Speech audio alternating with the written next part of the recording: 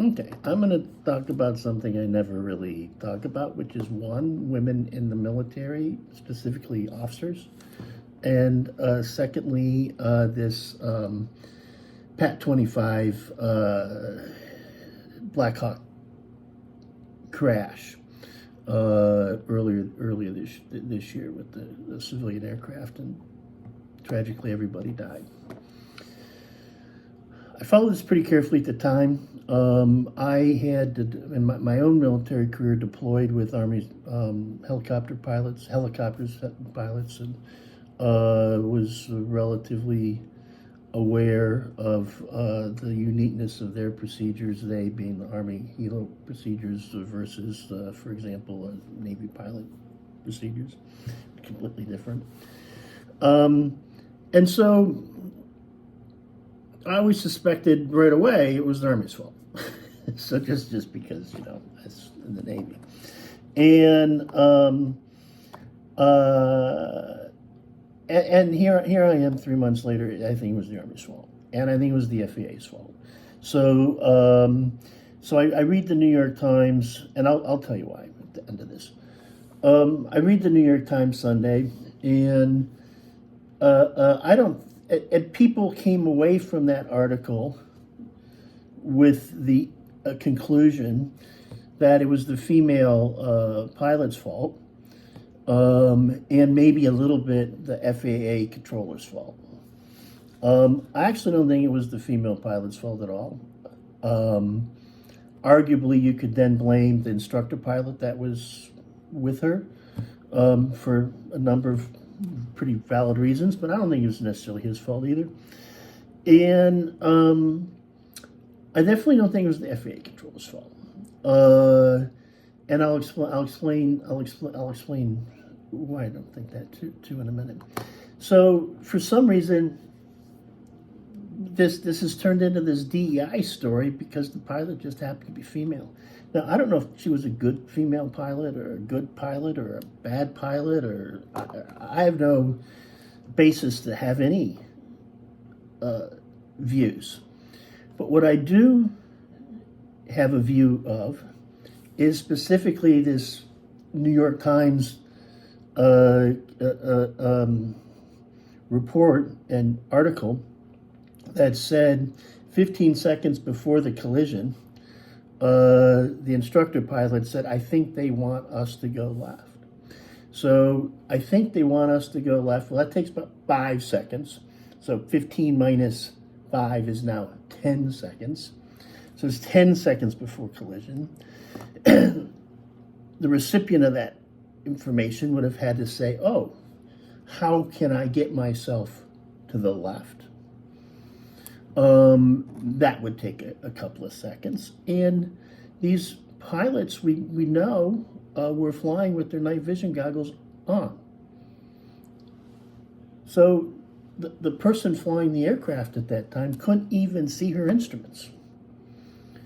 And so to effectuate a turn to the left would have taken some period of time, certainly more than the handful, 5-6 seconds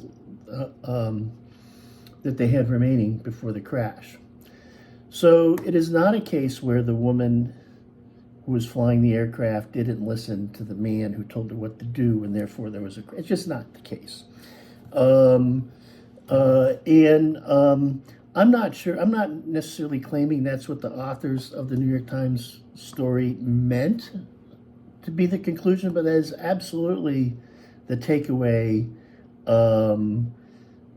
by many, many men that I've heard. I haven't heard any women say that, but many men in response to this, and then like, "Oh yeah, I told you it was a DEI thing." Not the case. That 15-second remaining communication,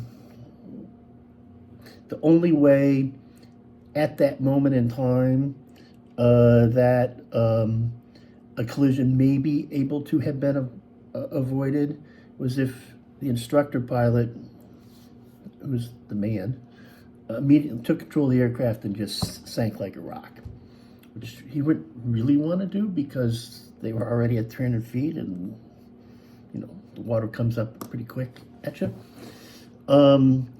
So that is to say, there was no way to make a left turn in an orderly fashion and get out of this window where the two aircraft were going to eventually collide a few seconds later. And he didn't take control of the aircraft because in aircraft speak, the two pilots, both of them, kind of lost situational awareness of where they were and their aircraft was heading and their surrounding environment. And clearly the inbound civilian aircraft, which they had been told about by the FAA controller originally, and then at this communication 15 seconds before the crash. So was the female pilot a good pilot? I don't know. I have no basis to know one way or the other. The instructor pilot had a lot of time and been in the military for a number of years. So what to me, and the cause of this accident was one, the route.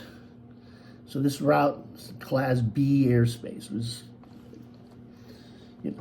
you can't fly in this airspace unless you have an aircraft equipped with particular instruments, and it's a designation attributable to crowded and dangerous airspace. And they had this route for these helos that went right through the landing route for this runway 33 at the DCA. So probably to make a whole lot of sense. And the procedure by which they had the helos coming up the river maintain a safe clearance by this visual separation was a poor operating procedure. Obviously, there's a crash, right? So the onus on when you say request visual separation, and then the tower gives you visual separation, you then accept responsibility. The person who said, "Can I have visual separation?" I have visual separation. You're accepting responsibility to actually have the aircraft in sight and to stay away from it. And it was the instructor pilot that had this communication that communicated that he had the civilian aircraft in sight, and it was actually his responsibility to make sure that the pilot flying the airplane kept herself away and had suitable clearance. And definitely is not a DI thing, 100%. Zero DI-ness here. I feel sorry for this Captain Loback. I feel sorry for the warrant officer, too, the instructor pilot. He died. The crew member behind him died, too. So what was unsafe? Well, one, the route was unsafe. Two, the procedure by which they just let people at night, in particular, claim they had accept this visual separation as a method, as a routine policy matter. And that's a systemic problem. Like, the FAA should not have allowed that. Not the FAA controller, but the people who make the routes and approve the routes and who approve the kind of operating procedures and practices around the traffic patterns and the routes. The other thing the FAA did was they gave the Army an exemption for having the aircraft have the instrumentation that every other aircraft would have had to fly in that airspace. They should not have given the Army the exemption because that would have prevented the accident itself. So, and this is why when I first heard about this incident on the TV, like others, I was like, I'm like, were those pilots really wearing these night vision goggles? And did they really not have the aircraft properly instrumented so it wasn't in communication with all the other aircrafts in the towers? And sure enough, that's the case. So when you fly with these night vision goggles on, I mean, you this is all you can see. That's it. Like your vision is severely tunnel vision and restricted. And secondarily, you lose a depth perception.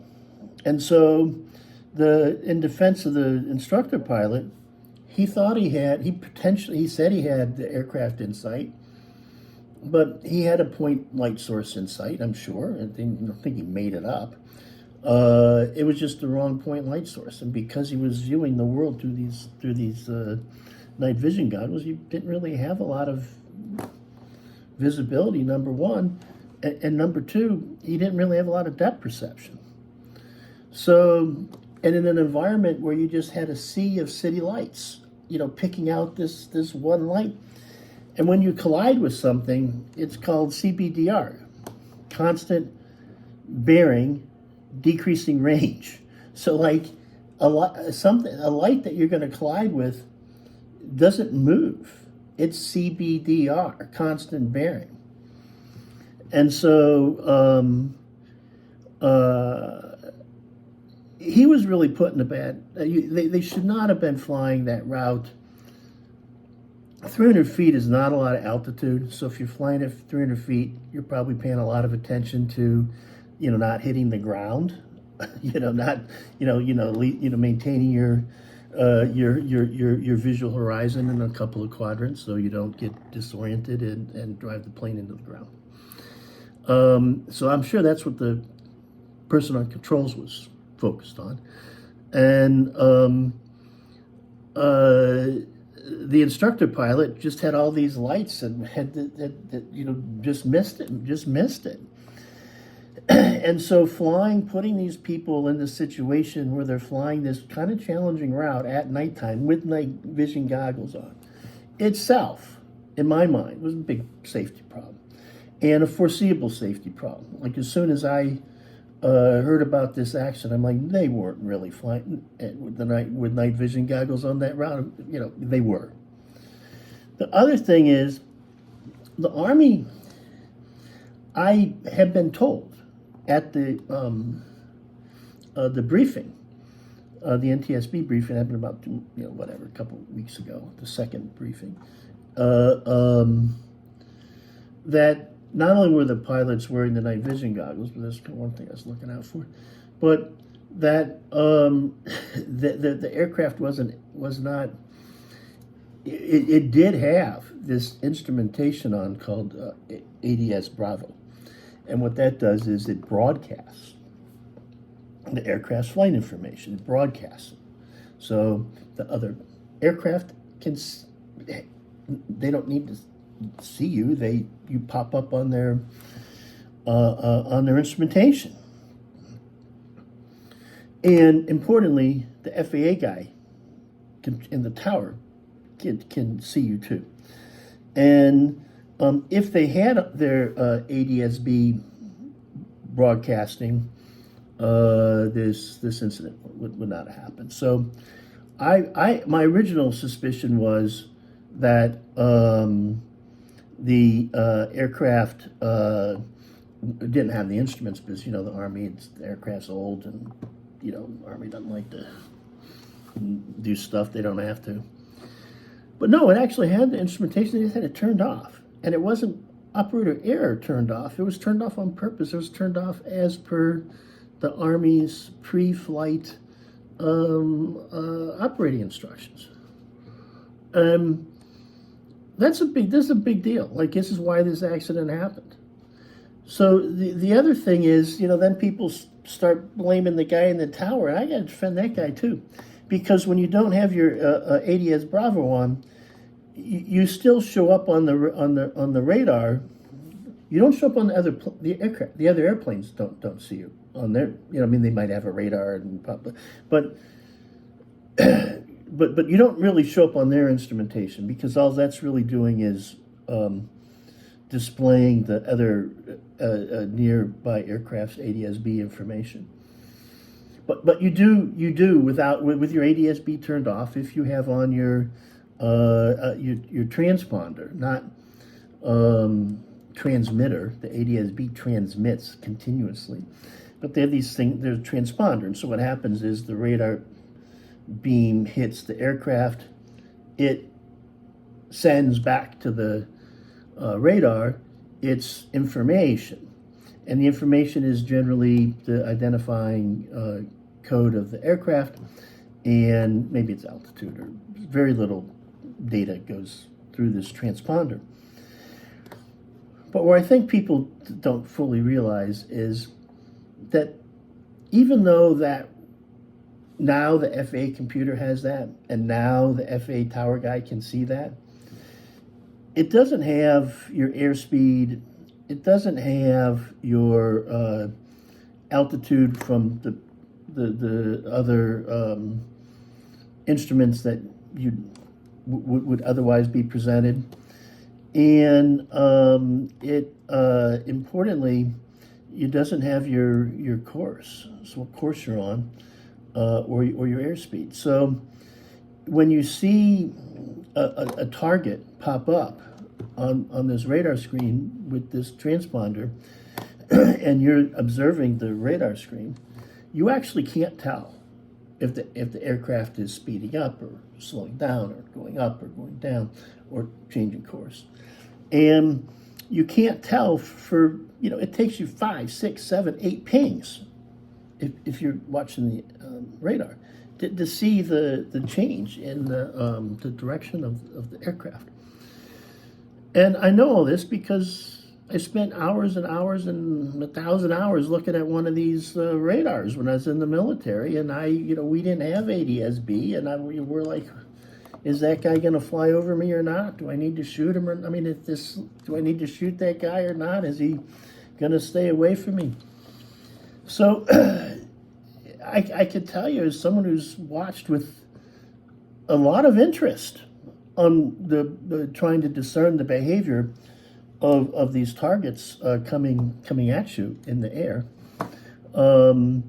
there's no way you could, if the FAA controller was staring at that scope and that was the only thing he was doing, he couldn't tell whether that helicopter was slowing up, speeding up, turning left, going up or down, in the time scale in which this accident unfolded.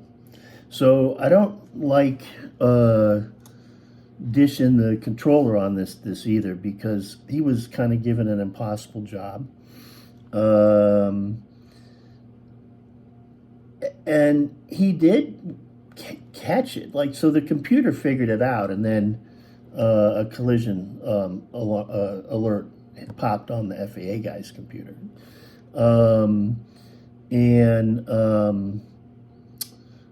And that's what caused the second communication stay behind the inbound CJ, the civilian aircraft. But so here we are. I'm going to wrap this up. I thought the New York Times article was misleading. I thought they called people in the Army and the FAA who, very predictably said it wasn't their fault, when, of course, kind of was their fault. And they just pointed their fingers at this pilot, who is a woman. She wasn't even the one who called the visual separation. That was her instructor pilot sitting in the seat next to her, and he's a man. So this whole conversation turned towards this DEI woman caused this accident, when, yes, she's a woman. Yes, obviously she's involved in the accident, because she crashed and died. But so was her instructor pilot. And in reality, it wasn't, in my view, this isn't a story of operator error. It's a story of a route that shouldn't have been there, or if is there had completely different operating procedures and around how to use the route. And it's a story about the Army having this ADS rebroadcast off on purpose. And so, no, it's not a DEI situation. And I was in the military. We had female officers when I was in the military, and my general feedback from my time many years ago was they were, downright mistreated. And they generally were smart and diligent and hardworking, and we just gave them no chance to succeed at all. Here we are all these years later, and the female officers do have real jobs like flying helicopters around or being commanding officers of Navy ships. And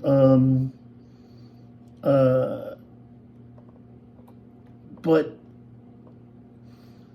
we should be careful when we just go say, oh, the reason why that female was in that pilot seat was because it was a DEI hire. In reality, she went to a very good school. She got very good grades. And the Army obviously liked her, or they want to send her to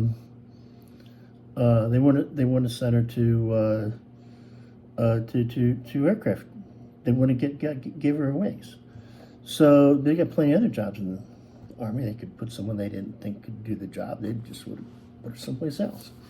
So they didn't do that. And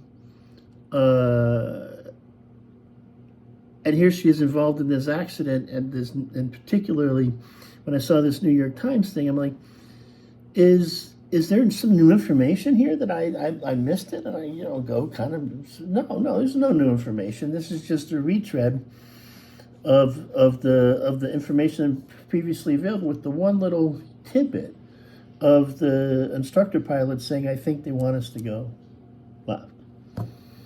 Maybe he did say that, but what I already communicated, if he did said that at 15 seconds before impact, it would have taken him 5 seconds to say that. It would have taken her a couple seconds to understand what he was saying, and she couldn't even see the instrument. She would have had it'd taken her a couple of seconds to orient herself so she could see look at her instruments to fly and make the left turn. So that's it's been bugging me, and therefore I made this video. Hope you appreciate. Hope someone appreciates it.